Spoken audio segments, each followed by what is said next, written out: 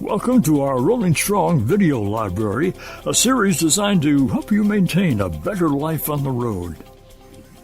Hey to all the drivers out there, this is Coach Dawn again. Today I want to talk a little bit about stress and how it affects your metabolism. We all know that when we're stressed out, we like to eat high-fat foods or sugary foods to make us feel better.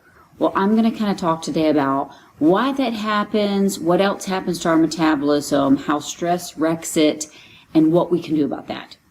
So first of all, I want to talk about why we have this stress hormone called cortisol. So when a car is coming your way and you need to swerve out of the way really quickly, we have a system called the fight or flight response. And what happens there is when you see that threat, your body releases cortisol into your bloodstream to give you lots of sugar for immediate energy to your muscles. It also constricts your arteries, and it releases another hormone called epinephrine. And epinephrine increases your heart rate. Both of cortisol and epinephrine work together to speed up your heart rate, get it pumping harder, constrict those arteries, and get as much blood to your muscles as possible. So you kind of have that superhuman strength that people talk about during those events. Well, after you swerve away from the oncoming car and you're back to safety, all those hormones go back to normal, and your blood sugars go back to normal, which is a wonderful system if you're being chased by a lion. But the problem is that we aren't being chased by lions all day long anymore, but we do experience stress every single day. But that's not good. It's not good to have that constant stress every day. So our body's continuing to pump out that cortisol that we don't need.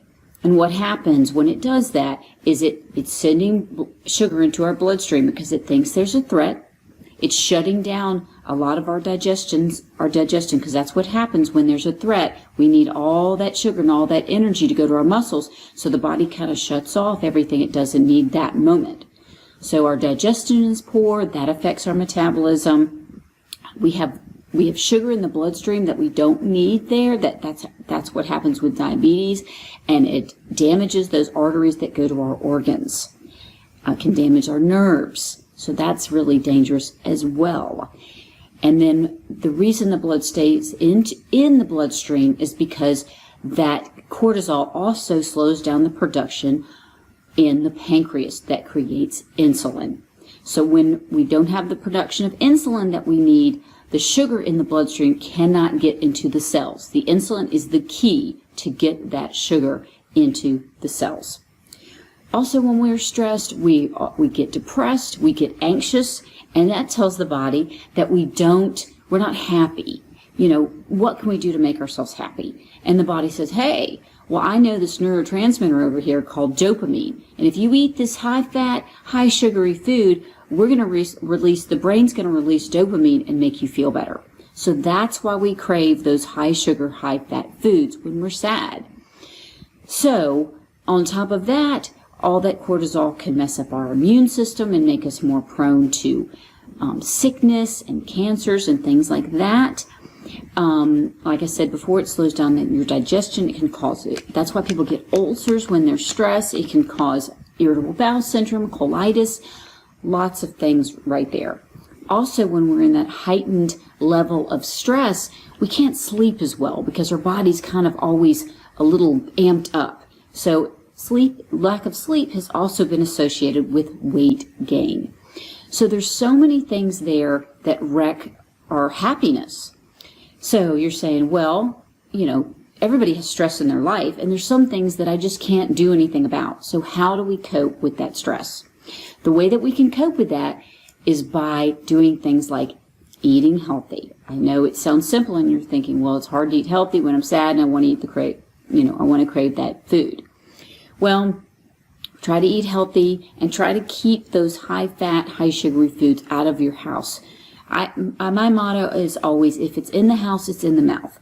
So try to keep them away and only keep healthy foods surrounding you. Also, getting enough sleep, getting enough rest is really important. And I know I just said that that heightened level of arousal makes it difficult, but it's something that we need to aspire to. Another thing we can do is regular exercise. Regular exercise will level out those cortisol levels, make you feel better. You will build more muscle, and that muscle will in turn help you burn more fat.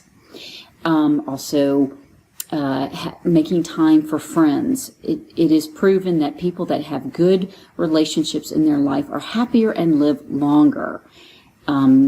Meditating, doing yoga, deep breathing techniques. These are things that help. I always teach my drivers to breathe in through their nose, hold it for a count of 10, and blow out through their mouth.